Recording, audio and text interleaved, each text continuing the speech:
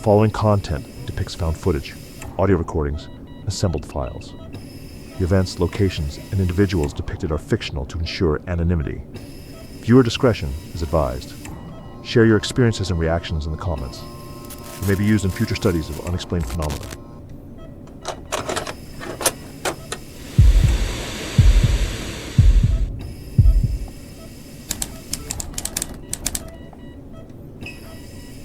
I still remember her feet.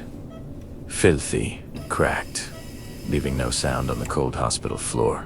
I was frozen against the wall, unable to breathe, while Helena's face hovered inches from mine. Her head twisted unnaturally backward, her eyes wide and empty. She didn't speak, but I heard her inside my skull, begging me to let her finish the job. I still wake up at 3:17 a.m. every night, because she still walks those halls. And I know she's looking for another door to open. Night shifts at St. Miriam's were always the same. Dim lights, the faint buzz of old fluorescent bulbs, and the constant hum of oxygen machines filling the silence. Most of our patients in the Alzheimer's unit slept through the night, their dreams probably softer than their waking confusion. I remember walking the corridor at midnight, clipboard in hand, listening to the rhythm of my own steps. There was a calm to it, an eerie calm, but familiar, the kind you learn to live with in this line of work. I checked room after room, adjusted a blanket, dimmed a lamp. I took pride in keeping things steady. But nights like that, they had a way of pressing on your nerves. When the mind starts playing tricks, you shake it off. It's just fatigue, I did tell myself. Just another long night. It happened just past 3. The sound tore through the silence. A scream so sharp it made my skin tighten. Room 1B, I ran down the hallway, heart pounding. Mr. Delaney was sitting upright in bed, his frail arms trembling, his eyes locked on the door. "Helena, leave me alone," he shouted, again and again. I tried to calm him, telling him he was safe, that no one was there, but his eyes never moved from that open doorway. After settling him with a mild sedative, I wrote the incident report, nighttime agitation, possible confusion, episode. Standard, but as I turned to leave, I noticed his hand still pointing toward the corridor. He whispered, barely audible. She was standing right there. When I looked back, the hallway was empty. Still, I remember feeling, watch it. The next night, it happened again. Same time. 3:17 a.m. Same scream. Same name. I felt my chest tighten when I heard it, like my body already knew what was coming. By the 4th night, even the air felt heavier. The temperature would dip around 3, every clock tick sounding too loud. I started noticing noises, soft tapping, distant shuffling, like slippers brushing against tile. Mrs. Cohen from 1-A called me in once.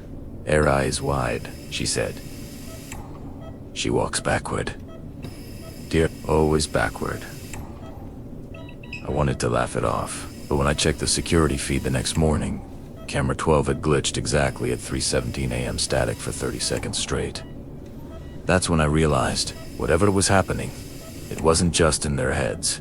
It was around 2:30 when I began my rounds. The corridor was silent, except for the faint rattle of an air vent, and the steady hum of machinery behind closed doors. Room after room, I checked vitals, adjusted pillows, whispered reassurances to sleeping patients. Routine. Then, near the end of the hall, something caught my eye. A shape, faint under the flickering light. A woman, thin, barefoot.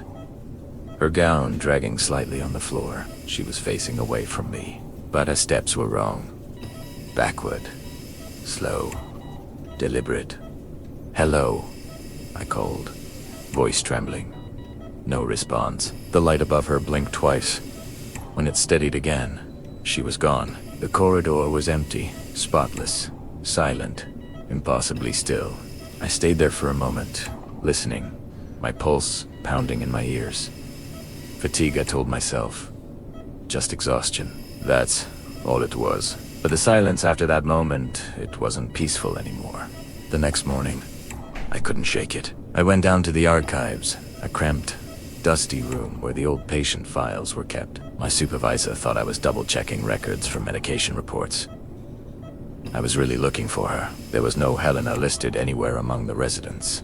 Not current, not past decade. But when I widened the search, something surfaced in old file, buried under staff history. Helena Hathaway, registered nurse, terminated, 1994. The notes were brief, multiple incidents under investigation, patient fatalities unresolved. And then, one final line, smudged by time. Found deceased within East Wing. Presumed suicide. My stomach turned cold. Her last shift was documented at exactly 3:17 a.m. After that day, everything changed. The nights felt heavier, darker. I started hearing things that didn't belong, water dripping when no tap was open. The faint squeak of a gurney wheel echoing down the corridor. The air carried a faint, rotten sweetness, like spoiled antiseptic. Mr. Delaney wouldn't sleep. He kept whispering from his bed, saying, "She's angry. She knows you can see her now." Doors began to sway open on their own, just an inch.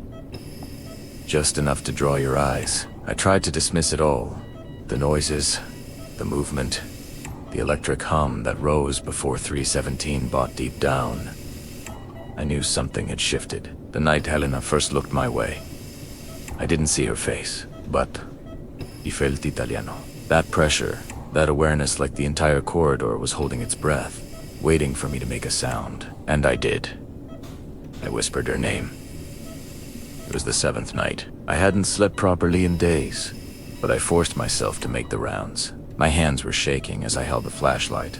The main lights flickered again, as if the building itself was breathing with me. As I approached 1B, I saw her, clear as day this time. A woman in a pale gown, her long hair sticking to her shoulders, her back turned to me. She moved in slow, deliberate steps, backward, heel to toe, as though retracing something invisible on the floor. I froze. My voice caught in my throat. Then, she stopped. Her body stayed perfectly still, but her head began to turn, not like a person's.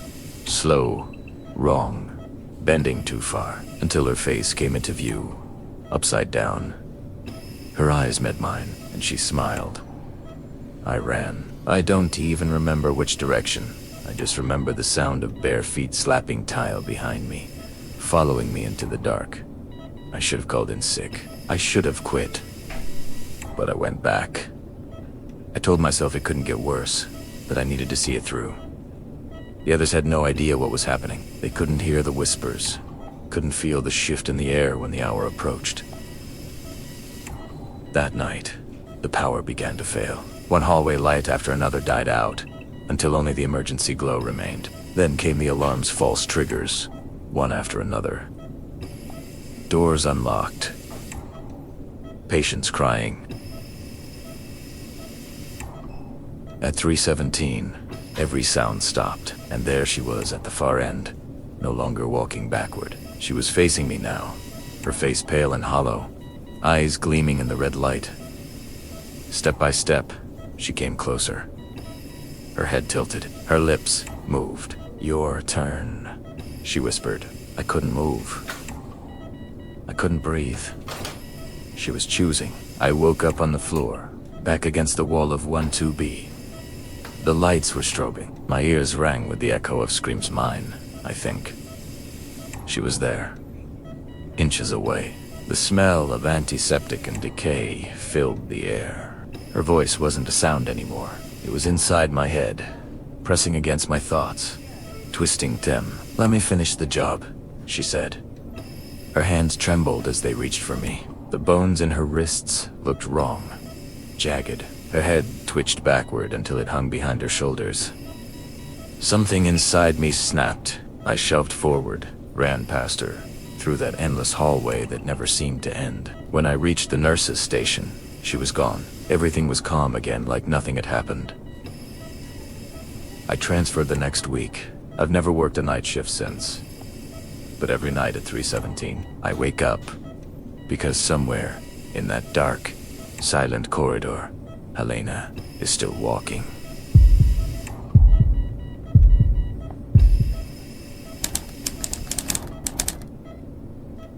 I still hear that voice when I try to fall asleep.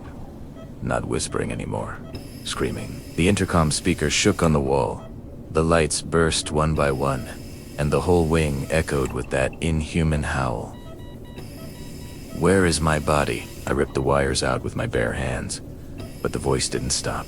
It spoke from the walls, from the vents, from inside my head. I left that night and never went back. But even now, when the house is quiet, my phone lights up at 2:09 a.m., and I know it isn't done with me. I remember when it all still felt simple. Numbers on paper. That was my battlefield, not ghosts or screaming voices. The nursing home was bleeding money, and corporate wanted answers or cuts. I wasn't a villain. At least, that's what I told myself. If I could close an unused wing, shut down a few rooms, reduce night staff hours, we could survive the quarter. Bonuses, security, stability. That was the plan. I walked those halls at night with a clipboard and a stomach full of stress. Flickering lights, the smell of disinfectant, distant coughing that was normal. Cost-saving measures, not moral failures. I kept repeating it. There were rooms that hadn't housed a resident in months. Storage, overflow, or abandoned after grief had stained them too deeply into staff memory. I didn't care about superstition. I cared about my job. I wish I had cared about the people instead. I wish I had listened when the nurses told me, some doors stay closed for a reason. But I opened them anyway, and that's when everything truly began. Room 209 was the one everyone avoided. The door was sealed months before I ever took the night shift desk. The staff never spoke about it directly, but they walked faster when passing it. Some did the sign of the cross. Moser refused to clean the surrounding rooms. I assumed it was trauma, grief, burnout. Normal in this line of work. People die. People hurt. Not every hallway becomes a haunting. The lock on 209 was old and stiff when I forced it open. A stale wave of air escaped, colder than the hallway behind me. The room itself looked ordinary. Bed, chair, unplugged intercom panel, blackout curtains, drawn tight. A thin layer of dust coated everything. One less wasted room, I muttered, trying to sound confident. In truth, something felt wrong. Not dramatic, not supernatural, more like the sensation of entering a church after hours. A heaviness, a presence, a held breath. I told Manus to schedule cleaning. I filled out the reopening form, and that night, I slept well, because it hadn't started yet. The first call came just after 2 a.m. It was quiet in the lobby, and I was finishing paperwork when the room tuner's panel chimed, a soft yellow blink. I didn't even look up at first. Then I saw the room number, 209 calling. My stomach tightened. I told myself it was just crossed wires. Old buildings do that. I pressed the acknowledge button and waited. Nothing. No breathing, no static, no voice. I called the on-site electrician. He arrived, annoyed, half asleep, tool bag in hand. After 20 minutes, he looked at me and said, "There's nothing wrong. Panels clean. Rooms disconnected. It can't call anything." But it had the rest of the shift. I avoided looking at the board. Every time I glanced, I half expected the light to start blinking again. I should have sealed that door back up. I should have trusted my instincts, because the dead don't like being disturbed. And room 209 was not empty. It began with the intercom hissing in an empty hall. I was doing my rounds, half awake, when a faint crackle drifted from the speaker outside room 209. At first, it sounded like wind through a vent, but when I stepped closer, the noise thickened. Wet, broken, like someone trying to speak through a mouthful of water. I pressed the button and said, "Front desk, identify yourself." No response. Just that. Strangled whispering. As if a voice was stuck on the other side of a wall it couldn't break through. I stood there longer than I should have, listening, hoping it would stop. When I told the staff the next morning, they exchanged knowing looks. They had expected something. I tried to shut it down, all the wiring, humidity, corrosion, but doubt had already taken root. That night, as I sat alone at the desk, the intercom hiss returned, louder, closer. I didn't answer. Instead, I stared at the panel, waiting for the light to blink, waiting for proof that something was there. The silence between each burst of static felt worse than the sound. It felt intentional. I should have ignored it, but guilt can be louder than fear. When the call light pulsed at 2:09 a.m., I finally pressed the intercom and whispered, "Room 209, state your need." For a long moment, the only reply was static. A long, dragging exhale of electricity. Then, beneath it, something shaped itself into words. Slow, wet, suffering. "Where is my body?" The voice was thick and ragged, like lungs filled with fluid. Not a whisper, not a hallucination. A question, a plea, and a threat. My hands trembled as I backed away from the board, my heart pounding in my throat. I shut off the speaker and turned the volume dial until it snapped. But even in silence, I could hear the words replaying in my mind. Over and over, where is my body? That night, I didn't go home. I sat at my desk until sunrise, staring at the empty hallway that led to room 109. Premeta told no one, admitting it would make it real. But the question lingered, and I knew I was the one who woke it. The next evening, I acted out of panic. I sealed room 209 again, screwed the latch shut, and cut power to the intercom line. I told myself that if I erased the connection, the voice would stop.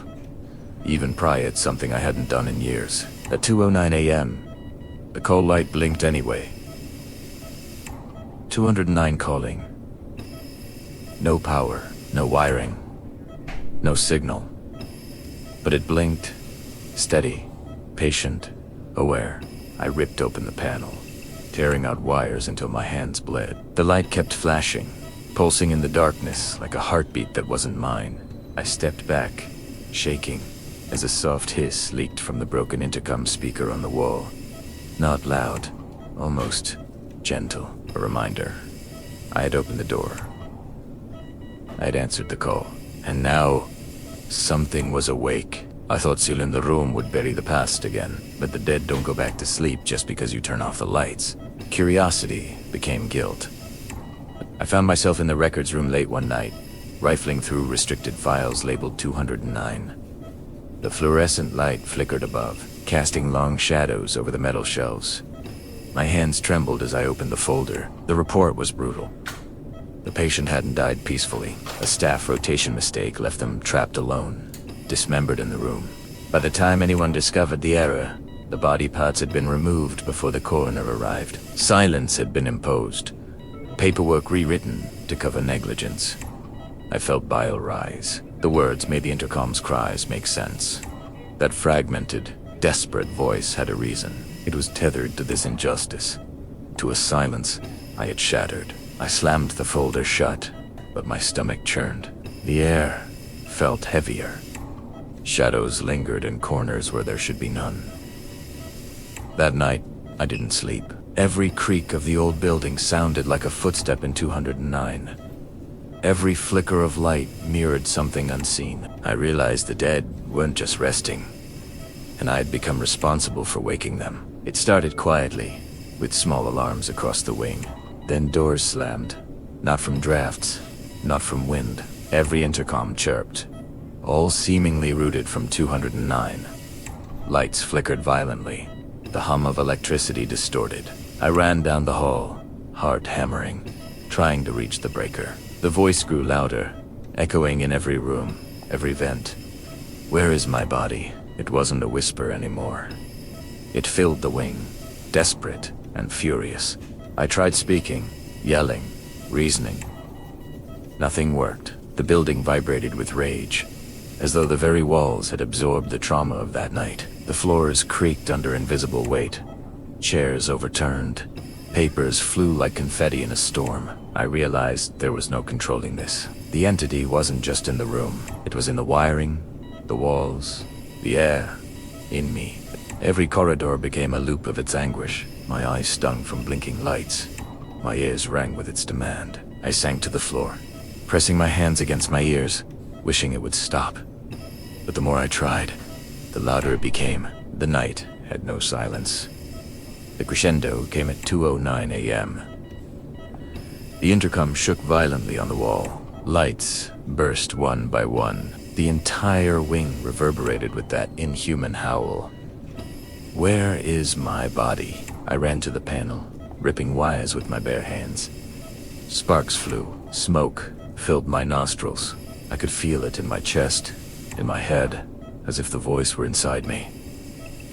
I tore at every line, yanking them free. Still, it screamed.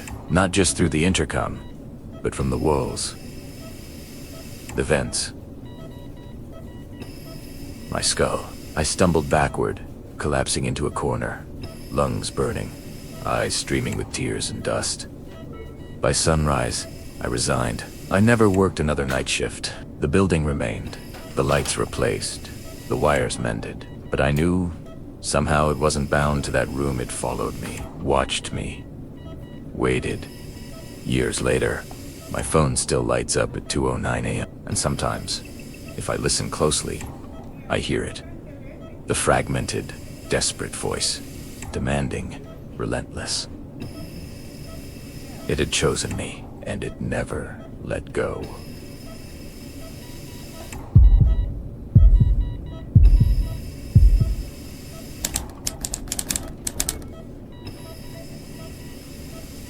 I wasn't asleep. I remember every detail. The weight of my mattress, the cold hand gripping mine, and the voice that wasn't hers. The woman in the next bed lay still, eyes closed, breathing slow and steady. Yet the voice came from her direction. You're mine now. I couldn't move, couldn't scream. I learned that night what true loneliness is.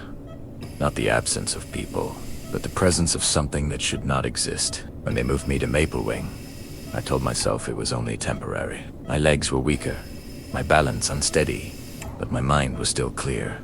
Sharper than most here, I'd say. The nurses were kind, though always in a hurry. They smiled the way people do when they don't have time to listen.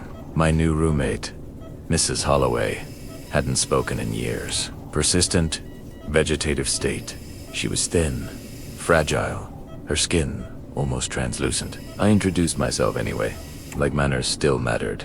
I'm Margaret, I said, placing my hand gently on the rail between us. We'll be sharing this space, it seems. Days passed quietly. Breakfast trays, medication, therapy. The slow crawl of daylight through the blinds. I thought maybe peace was still possible. I even liked the soft hum of her breathing at night. Proof that someone else was there, even if she couldn't answer Biak. I didn't know how much I'd come to dread that sound later. It started with little things. Her fingers twitched one night. Just a small movement. Could have been a reflex. But then, her chest rose too deeply, as if she were gasping for air. Once, I saw a tear slide down her cheek. I remember sitting up, staring, waiting for a nurse to notice. None did. I mentioned it during breakfast. She moved, I said. They smiled politely, poured my tea and told me not to worry. The body does strange things, even when the mind is gone. Maybe that was true, but it didn't feel like science when I sat there at night, watching her chest rise and fall like she was dreaming. A week later, I caught myself whispering to her. Silly, I know. If you can hear me, I said. Blink once. Nothing. But when I turned to lie back down, her fingers shifted again. Slow, deliberate, curling toward the sound of my voice. I didn't sleep after that. I woke to a sound I couldn't name. Not loud, soft, like someone breathing into a pillow. It came from her side of the room. I sat up and listened. There it was again. A faint sob. Then the scrape of something against the metal bed rail. I told myself it was the heater or maybe the wheels on her. The fourth stand. Anything ordinary. The next morning. Primera reported Italiano. Nurse Evelyn patted my hand gently. It's just stress, dear. Moving rooms can unsettle the mind. I hated that tone. Sweet, dismissive, like talking to a child. I knew what I heard. That night, the sounds came again. Only this time I felt something shift in the air, like a slow exhale near my ear. The hair on my arm stood straight. When I looked over, Mrs. Holloway's face was turned toward me for the first time since I arrived. Her eyes were still closed, but her lips were moving. It happened around 2 in the morning. The rain was soft against the window, a steady rhythm that should have lulled me to sleep. I was half awake, staring at the ceiling, when I heard my name. A whisper, faint but deliberate. "Margaret." I turned toward her bed. She was still the same as always, but her lips were moving. Her breathing changed, shallow, trembling. I sat up, clutching the blanket. "Mrs. Holloway," I whispered back. Then came the words that froze me completely. "Don't let her come. Don't let her in." I pressed the call button, but no one came. The hall lights flickered, and for a moment I thought I saw movement, a shape at the corner of her bed, darker than the shadows around it. I blinked, and it was gone. The nurses later said I'd dreamed it. But I knew what I heard. The next morning, I couldn't bring myself to look at her. I just listened to the faint hum of her oxygen machine and the terrible quiet underneath. Things didn't just feel strange after that. They were. The air in the room was heavier. My sheets had creases I hadn't made. The curtain between our beds would sway, though the window was closed. Sometimes, at night, I hear footsteps pacing between us. Slow, measured, as if someone were deciding where to stand. One evening I caught my reflection in the window. I saw myself, Mrs. Holloway in her bed, and another figure behind her. Tall, blurred, featureless. When premeditated, there was nothing. Only the soft hum of the ventilator. The staff told me not to worry, that reflections in low light could play tricks. But I began to leave my lamp on all night. It didn't help, because even with the light burning, I could feel it. The pressure on the mattress, the dip near my feet, the weight of someone watching both of us. It was over before morning rounds. Nurse Evelyn found her first, said she must have gone peacefully in her sleep. Peacefully. That word stung. Her mouth was open, eyes half-lidded, as if caught mid. The same words she'd whispered to me echoed in my head. "Don't you let her in." They covered her with a sheet and wheeled her out. The room felt colder instantly. I asked to be moved, begged, really, but there were forms, waiting lists, approvals. "It will just be a few days," they promised. That night, I lay awake, staring at the empty bed across from me. The indent of her body was still there, the pillows still creased. Every sound felt amplified. The hum of the fluorescent light, the distant clatter of a medicine cart, and somewhere beneath it all, the slow, steady rhythm of breathing. But the bed was empty. That's when I knew she hadn't died alone. Whatever had taken her, it was still here. They brought her in before noon. A new roommate, younger than Mrs. Holloway, though still frail. Her name was Clara. The nurses smiled as they wheeled her bed into place, speaking softly, as if the room itself could hear. "It'll be nice for you to have some company again," they said. Company. The word made me sick. Clara smiled at me that first evening, unaware of the space she now occupied. "You've been here long?" she asked. I nodded, forcing a smile. I wanted to warn her, but I couldn't find the words. How do you tell someone the bed they're lying in is cursed? That night, she slept peacefully. I kept watch. Every creak of the floor, every shift of air made me flinch.